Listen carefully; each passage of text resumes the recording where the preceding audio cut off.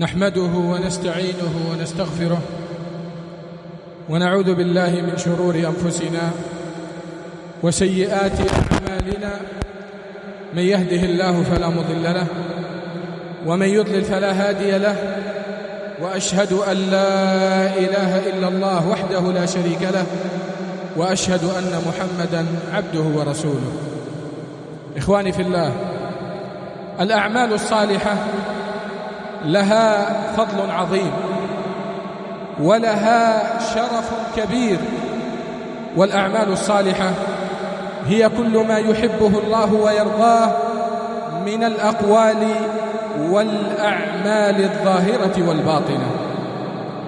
والأعمال الصالحة لها شروط لقبولها، فمما يشترط في قبول العمل الصالح أن يكون صاحبه مسلما، فإن الكافر لا يقبل الله عز وجل منه صرفا ولا عدلا. قال سبحانه وتعالى في كتابه الكريم: وما منعهم أن تقبل منهم نفقاتهم إلا أنهم كفروا بالله وبرسوله.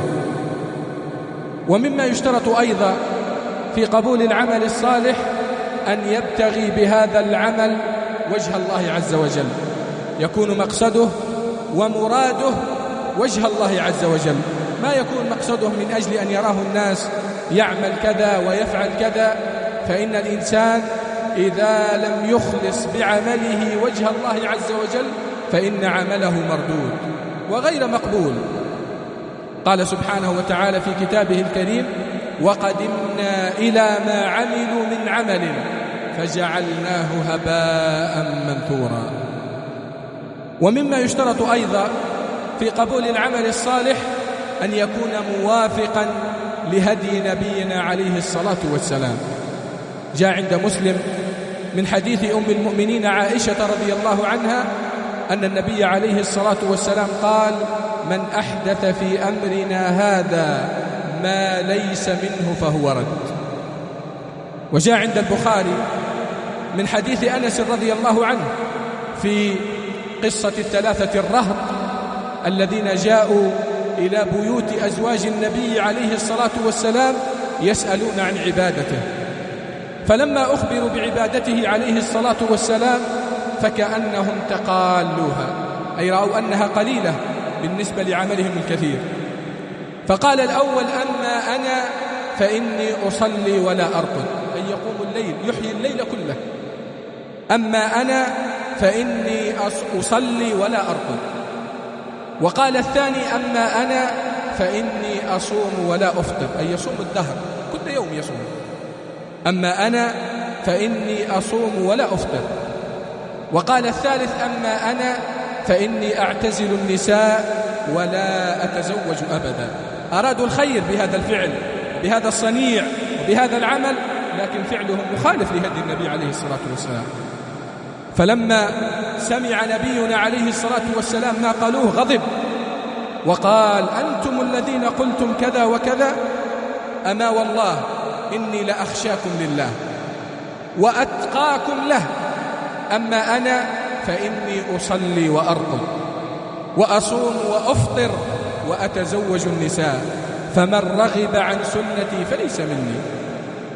إخواني في الله، الأعمال الصالحة لها ثمرات ولها خيرات ولها نعم ولها بركات. فمن ثمرات الأعمال الصالحة أنها سبب من أسباب الطمأنينة ومن أسباب الراحة ومن أسباب السعادة. قال سبحانه وتعالى في كتابه الكريم: من عمل صالحا من ذكر أو أنثى وهو مؤمن فلنحيينه حياة طيبة. هذا في الدنيا، فلنحيينه حياة طيبة ولنجزينهم أجرهم بأحسن ما كانوا يعملون، وهذا في الآخرة. ومن ثمرات الأعمال الصالحة أنها سبب من أسباب حفظ مالك وحفظ أولادك وحفظ أهلك. تريد يا عبد الله أن الله عز وجل يحفظ لك ذريتك، يحفظ لك مالك، يحفظ لك أهلك، عليك بالعمل الصالح. أقبل على العمل الصالح.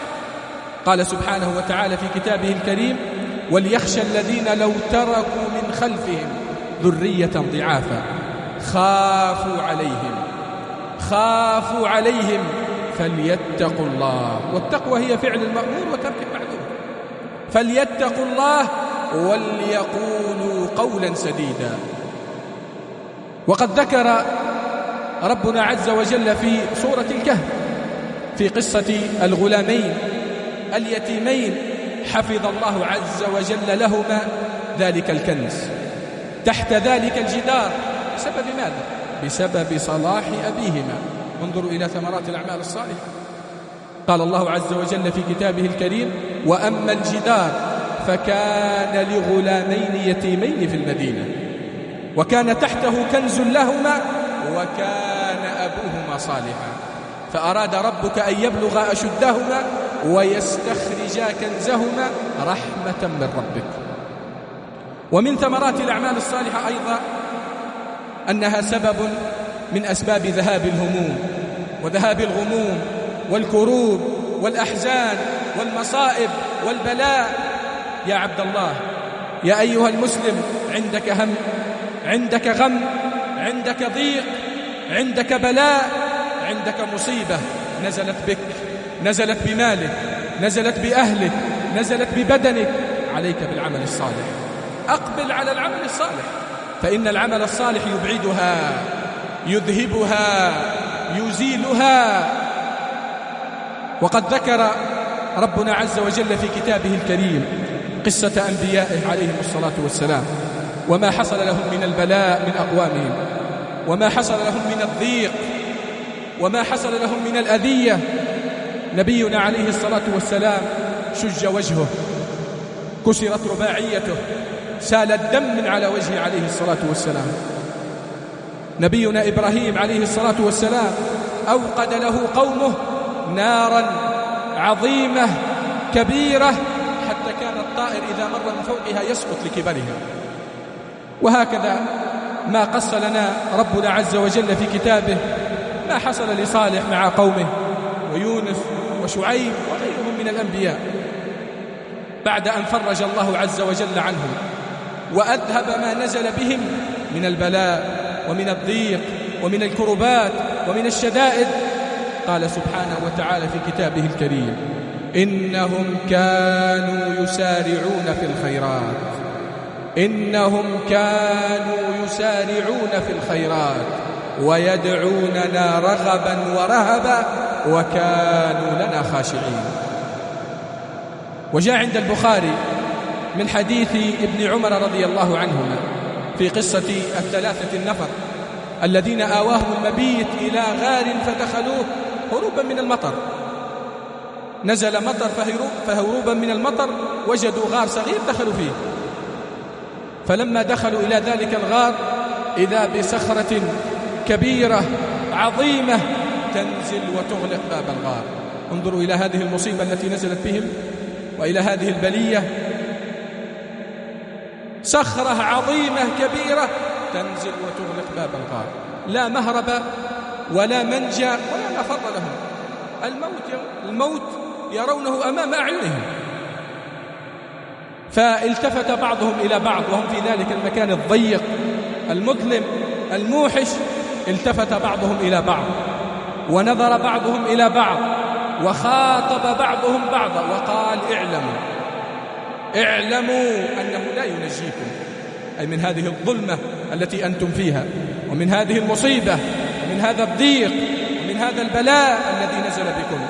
اعلموا أنه لا ينجيكم ولا يخلصكم مما أنتم فيه إلا أن تدعوا الله بخالص أعمالكم الصالحة التي كنتم تعملونها وقت الرخاء، وقت الطمأنينة، وقت الراحة، وقت العافية، وقت السلامة.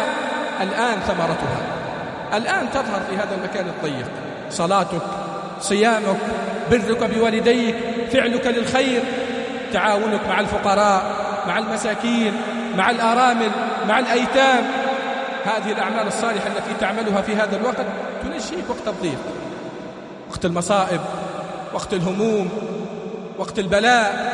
اعلموا أنه لا ينجيكم ولا يخلصكم من بما أنتم فيه إلا أن تدعوا الله بخالص أعمالكم.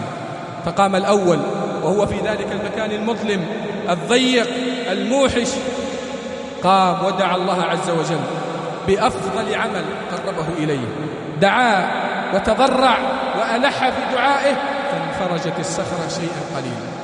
تلك الصخرة الكبيرة العظيمة تنفرج قليلا.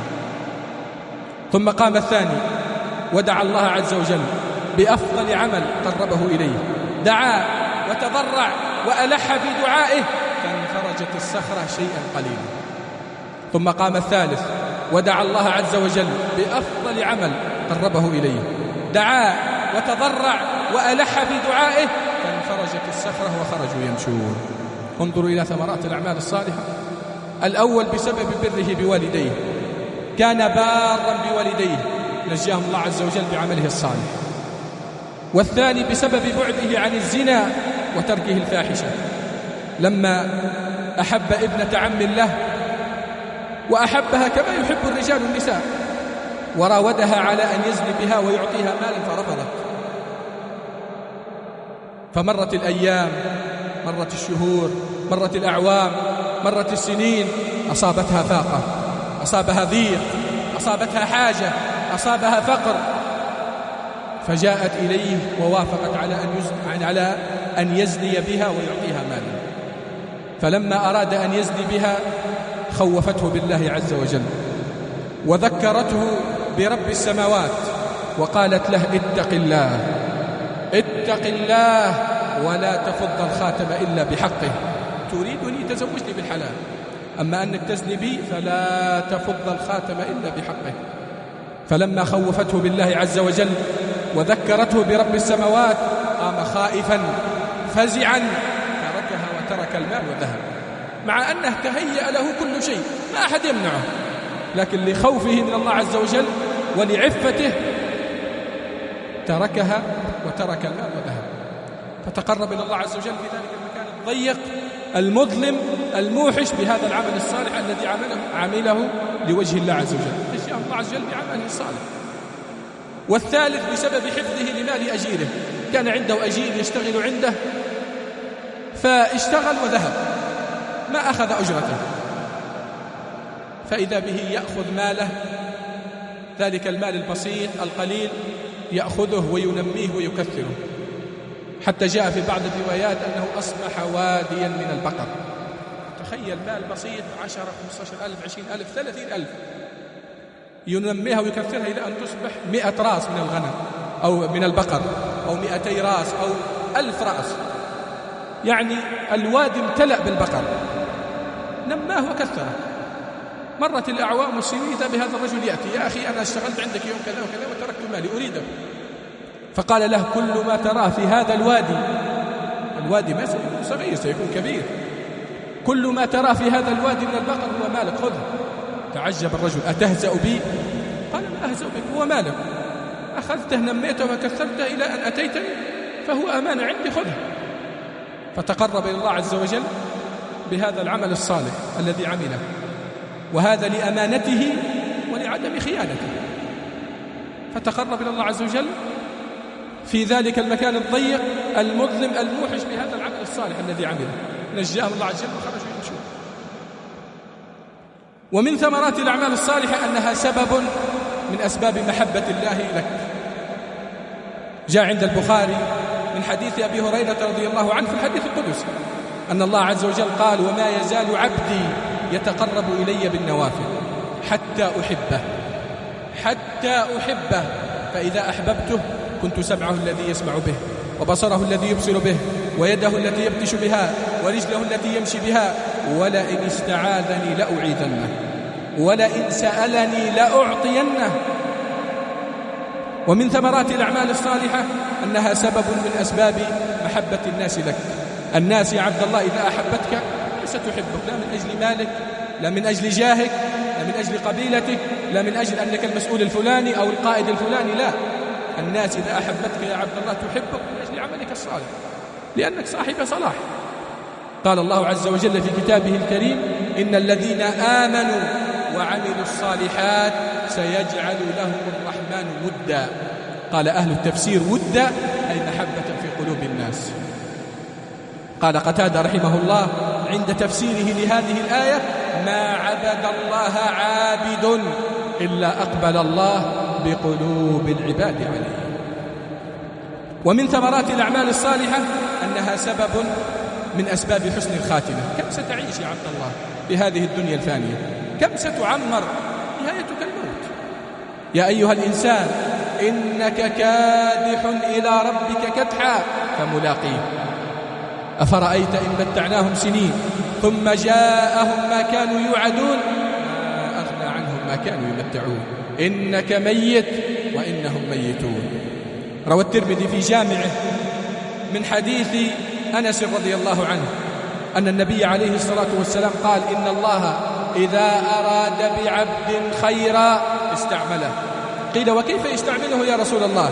قال: يوفقه لعمل صالح قبل الموت.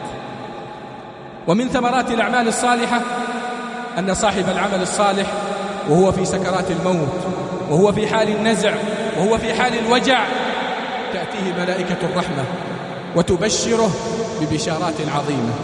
قال الله عز وجل في كتابه الكريم: إن الذين قالوا ربنا الله ثم استقاموا تتنزل عليهم الملائكة لا تخافوا ولا تحزنوا وأبشروا بالجنة التي كنتم توعدون. نحن أولياؤكم في الحياة الدنيا وفي الآخرة ولكم فيها ما تشتهي أنفسكم ولكم فيها ما تدعون. ومن ثمرات الأعمال الصالحة أنها سبب من أسباب أنسك في قبرك. تخيل وأنت في ذلك المكان الضيق المظلم الموحش لا أحد يؤانسك. أقرب الناس إليك يغسلونك يكفنونك يحملونك على الأكتاف يدفنونك ويذهبون، كما جاء في الحديث: حتى إنه لا يسمع قرع نعاله بعد أن يدفن ويذهب أقرب الناس إليه، أخوه أبوه أصدقائه خلانه أحبابه، يسمع قرع نعاله. خلاص ما أحد آنسه وذهب. لا أحد منهم قال خلاص سأكون معه وأؤانس بالناس. ذهبوا. لكن الذي يؤانسك في ذلك المكان الضيق المظلم الموحش عملك الصالح، صلاتك، صيامك، قيامك لليل، برك بوالديك، فعلك للخير، هذا الذي يؤانسك. جاء عند أحمد من حديث البراء الطويل أن النبي عليه الصلاة والسلام لما ذكر الميت بعد أن يدفن قال: فيقول الله عز وجل لملائكته، ملائكة الرحمة لهذا الرجل الصالح، فيقول الله عز وجل لملائكته: فأفرشوه من الجنة وألبسوه من الجنة وافتحوا له بابا إلى الجنة. قال: فيفسح له في قبره مد بصره. تخيل ذلك المكان الضيق المظلم يفسح له مد البصر. قال: فيأتيه رجل حسن الثياب حسن المنظر طيب الريح، فيقول له: من أنت؟ الميت يتعجب من هذا الرجل الغريب: من أنت؟ فوجهك الوجه الذي يجيء بالخير. من أنت؟ فيقول: أنا عملك الصالح، أنا عملك الصالح. ومن ثمرات الأعمال الصالحة أنها سبب من أسباب دخولك الجنة يا عبد الله. جاء عند البخاري من حديث أبي هريرة رضي الله عنه في الحديث القدسي أن الله عز وجل قال: أعددت لعبادي الصالحين ما لا عين رأت ولا أذن سمعت ولا خطر على قلب بشر. بعض منا الآن إذا رأى قصرا كبيرا ينبهر يتعجب، إذا رأى باخرة كبيرة تشق البحار ينبهر يتعجب، إذا رأى سيارة فاخرة ينبهر يتعجب. يا أخي أعد الله عز وجل في الجنة ما لا عين رأت، ما رأته عيناك في هذه الدنيا الفانية، ولا أذن سمعت ولا خطر على قلب بشر. ومن ثمرات الأعمال الصالحة وبها نختم أنها سبب من أسباب حلول الخير وحلول النعم وحلول البركات وحلول الأرزاق. قال الله عز وجل في كتابه الكريم: ولو أن أهل القرى آمنوا واتقوا لفتحنا عليهم بركات من السماء، أي بنزول الأمطار. لفتحنا عليهم بركات من السماء والأرض، أي بخروج الثمار، بخروج الأرزاق، بخروج النعم، بخروج البركات، لفتحنا عليهم بركات من السماء والأرض. وقال سبحانه: وأن لو استقاموا على الطريقة، أي على ما جاء في كتاب الله وما جاء في سنة رسول الله، وأن لو استقاموا على الطريقة لأسقيناهم ماء غدقا. وقال سبحانه وتعالى حاكيا عن نبينا نوح عليه الصلاة والسلام: فقلت استغفروا ربكم إنه كان غفارا يرسل السماء عليكم مدرارا ويمددكم بأموال وبنين ويجعل لكم جنات ويجعل لكم أنهارا. روى مسلم في صحيحه من حديث أبي هريرة رضي الله عنه، وجاء عن جابر أيضا، أن النبي عليه الصلاة والسلام قص لأصحابه قصة رجل قال بينما هو في مزرعته وفي بستانه وفي حديقته إذا به يرى سحابا فوق مزرعته، وإذا به يسمع بصوت يخرج من هذا السحاب، وهو صوت الملك الموكل بنزول المطر. يسمع صوتا يخرج من هذا السحاب ويقول: اسق حديقة فلان ابن فلان، اسق حديقة فلان ابن فلان. فإذا بهذا السحاب يتحول ويذهب إلى تلك المزرعة البعيدة التي سماها. تعجب الرجل، ما هو السبب؟ وينتظر في المطر ينزل أمام مزرعته، فإذا به يتحول، ذهب يتتبع السحاب فإذا به يراه قد أنزل ماءه في تلك المزرعة البعيدة التي سماها الملك. دخل عنده فإذا به يرى المطر قد نزل في ذلك المكان فقط، وإذا به يرى رجلا ماسكا مسحاته يحول الماء هنا وهناك، المطر ما نزل إلا عنده فقط. تعجب، قال له: يا فلان ما اسمك؟ قال: فلان ابن فلان، أي ذلك الاسم الذي سماه الملك وخاطب به السحاب، فلان ابن فلان. فقال الرجل: ولم تسأل عن اسمه؟ ذكر له القصة، أن السحاب كان فوق مزرعتي وإذا بي أسمع صوتا يقول: اسقي حديقة فلان ابن فلان، فتحول السحاب عنده، ما هو السبب؟ فقال له الرجل: أما إنك إذ سألتني فإنما يخرج منها من ثمرات، من بركات، من خيرات، من أرزاق، من نعم، فإنما يخرج منها فإني أتصدق بثلثه لله عز وجل، للفقراء، للمساكين، للأيتام، للأرامل، للمحتاجين، فإنما يخرج منها فإني أتصدق بثلثه لله عز وجل، وآكل أنا وعيالي ثلثا وأرد فيها ثلثا، أي في إصلاحها. انظروا إلى ثمرات الأعمال الصالحة، أخلفه الله، ما ضيعه، ما نزل المطر إلا عنده. الله عز وجل يقول: وما أنفقتم من شيء فهو يخلفه، ما سيضيعك الله، سيخلفه. بعض الناس إذا أراد أن يتصدق على مسكين، على فقير، على محتاج، يأتي الشيطان يوسوس له: يا أخي أنت معك مرأة في البيت، معك أولاد، هم أولى، خلاص يحجبه عن فعل الخير. يا أخي تصدق، والله عز وجل ما سيضيعك، ما سينقص ماله، كما جاء في الحديث: ما نقص مال صدقة. المال بالعكس، النفقة إذا أنفقت تزداد. وما أنفقتم من شيء هو يخلفه. والملائكة كل يوم تدعو كما في الحديث: اللهم أعط منفقا خلفا. فالله معاشر السامعين ومعاشر الآباء في الأعمال الصالحة، فإنها والله هي التجارة الرابحة التي نربحها في هذه الدنيا الفانية، وهي الكنز العظيم الذي نكتنزه، وهي الغنيمة التي نغتنمها. بارك الله لي ولكم في القرآن العظيم، ونفعني وإياكم بما فيه من الآيات والذكر الحكيم. أقول ما سمعتم والحمد لله رب العالمين.